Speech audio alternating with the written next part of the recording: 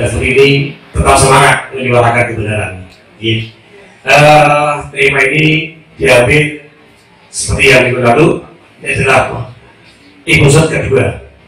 Kita masih sampai ke 4, masih tanggal 31 dan 6 April. Tentunya teman-teman sebuah persetujuan untuk mendukung kami, Aliansi Rakyat Jogja Bersatu. Ini suatu kerja bareng dengan teman-teman rewan-rewan 03. Tentunya di sini juga ada teman-teman dari 01 ya. Ada sebenarnya tim 01. Jika kita akan udar gagasan atau udur rasulnya, ini satu hal yang sangat penting, sangat penting sekali yang kita harus berperan aktif ya, mengkritisi situasi politik yang ada saat ini. Salam sejahtera untuk kita sekalian.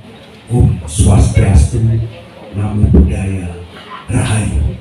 Inisiatifnya ini bagian yang saya bukan untuk kepentingan orang per orang, kepentingan partai, golongan dan seterusnya, tapi kepentingan menatap masa depan NKRI yang lebih baik. Mas TV, Bapak Ibu Saudara sekalian, saya yakin Bung Karno dan semua pendiri-pendiri bangsa yang sekarang ini ada di alam sana, termasuk Nyun Sewu, guru saya, bapak saya, almarhum Bapak Sutarjo Surya Buretno, pasti akan bersyukur betul atas inisiatif dan kegiatan yang Anda lakukan mulai tanggal 17 Maret kemarin ke depan. Sehingga hasilnya tidak ada yang tahu. Saya masih ingat Pak Idam waktu Bu Mega mencalonkan diri tahun 2004 berhadapan dengan SBY. Saya kebetulan menghadiri ulang tahunnya Pak Taufik Kemas di Bali. Saya diundang. Hanya ada kami berempat, Pak Taufik dan 3 teman saya, ngobrol di ruang tamu. Nggak lama kemudian Pak Endro Priyono hadir. Lalu Pak Taufik membuka pembicaraan. Pak Endro itu menawarkan sebagai kepala intelijen waktu itu, menawarkan untuk melakukan sesuatu biar Bu Mega terpilih. Bu Mega malah. Bu Mega nggak mau. Dia bilang jangan, biarkan proses ini berjalan seperti apa adanya. Kalau saja dulu Pak Endro melakukan itu di studi Bu Mega, maka bisa dipastikan Bu Mega terpilih di 2004 mengalahkan SBY. Sejak itu respek saya tinggi pada Bu Mega, terus terang. Orang ini memiliki integritas politik yang kuat sekali. Dia nggak mau rusak bangsa. Dia punya kesempatan itu. Presiden kok. Dia bisa kerahkan sebagaimana yang dilakukan oleh Jokowi sekarang. Meskipun waktu itu saya nggak tahu apa ada istilah bansos ya. Tapi kan presiden bisa lakukan apa saja. Tapi beliau tidak mau melakukan itu. Ini catatan penting yang mungkin Bapak Ibu, saudara sekalian kecuali Pak Idam pasti sudah tahu tentang karakter ini. Nah, oleh karena itu prinsip predictable process, unpredictable result ini penting. Jadi prosesnya itu terprediksi, jelas KPU-nya independen. Waktu itu saya ketua KPU Jogja. Saya merasa betul waktu itu tidak ada intervensi dari siapapun.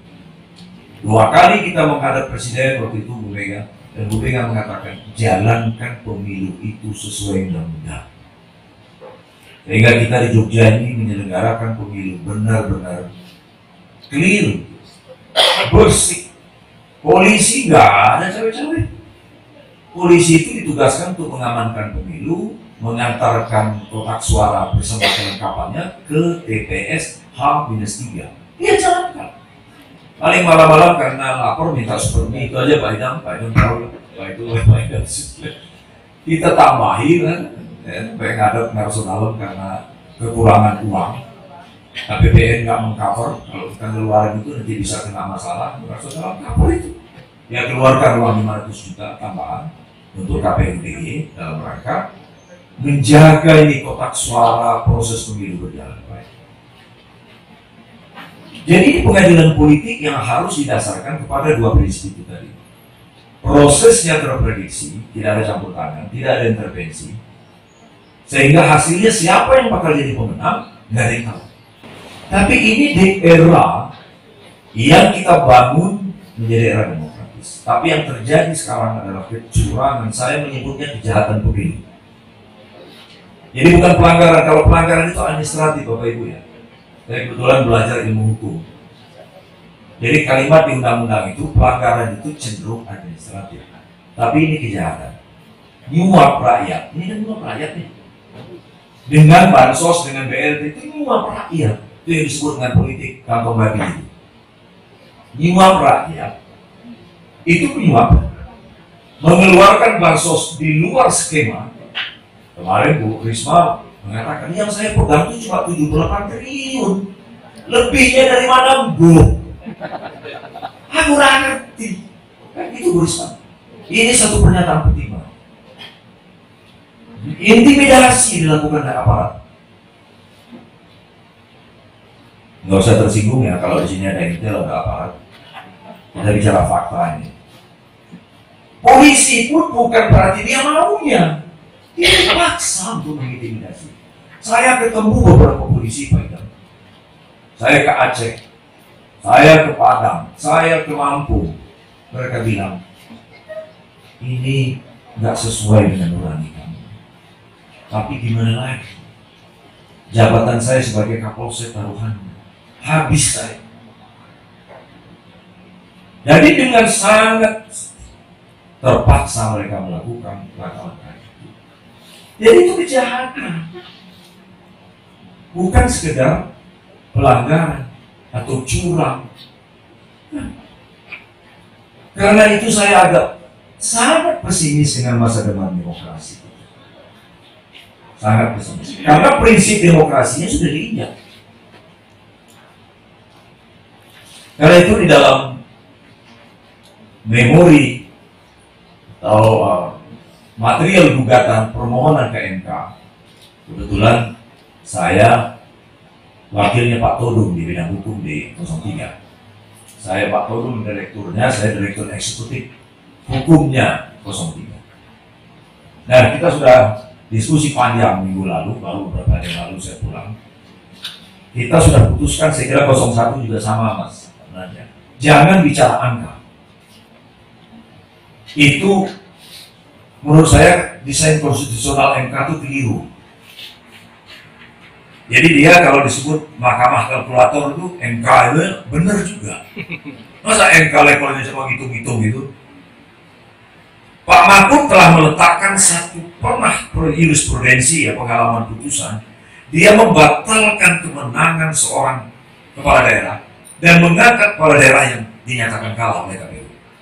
Pernah terjadi di Jawa Timur, kemudian di beberapa tempat di Sumatera Utara. Dan Pak Mahfud ketika jadi ketua MK juga membatalkan seluruh hasil pemilu dan pemilu ulang beberapa daerah. Memilih, memutuskan, menyatakan hasil pemilu yang ditetapkan oleh KPU itu dibatalkan dan memerintahkan KPU menyelenggarakan pemilu ulang. Artinya apa? 02 ikut lagi. Saya kira kalau terjadi putaran ini situasinya akan berbeda. Situasinya akan berbeda. Saya kira aparat akan balik kanan. Mungkin uang pun sudah habis. Ya, pengaruh Jokowi sudah habis. Dia nggak mau bertaruh, pejabat-pejabat sekarang nggak mau bertaruh. Karena kalau itu diselenggarakan berarti bulan Juli, Agustus. Dia sudah tinggal 2 bulan lagi. Sudah tidak ada daya upayanya lagi kalau sudah dekat waktunya itu. Nah, Bapak Ibu sekalian, apakah tadi pertanyaan moderator? Kita hanya berhenti sampai MK? Tidak. Saya sebenarnya minta sama Mas Ganjar dan Pak Mahfud, mudah-mudahan Pak Anies juga mau, untuk menjadi personal oposisi. Nggak masuk dalam kabinet, tapi mereka menjadi tokoh bangsa untuk terus bersikap kritis pada bangsanya, pada negerinya, demi negeri ini. Pak Idam, saya sekarang agak malas ya ngomong negara Pak. Saya pengen lagu kebangsaan itu lah, negeri lah, padamu negeri dan lain-lainnya. Jadi kita bicara tentang negeri, agak beda dalam rasanya. Karena negara itu agak politis. Kalau negeri itu rasa ownership kita tinggi banget.